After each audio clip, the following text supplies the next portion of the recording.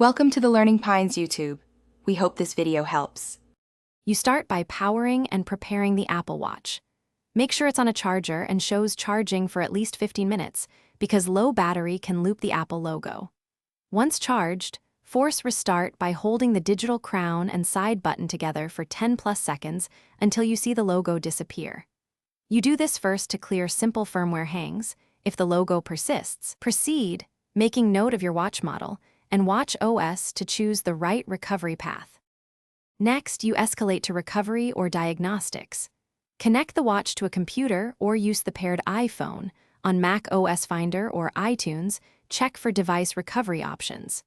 If possible, put the watch in DFU-like mode by following Apple's step sequence for your model, which allows reinstalling watch OS.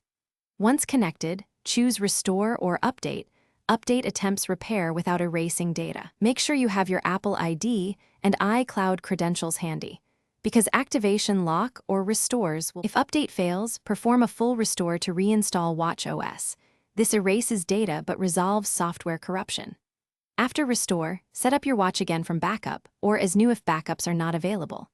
If the Apple logo still flashes after a restore, suspect hardware issues, battery, solder joints, or an internal controller, and contact Apple support or book an Apple Store repair. One key troubleshooting tip: try a different genuine charger and cable, then repeat the force restart. Accessory faults often mimic boot loops. Thanks for watching. Consider subscribing if we helped you.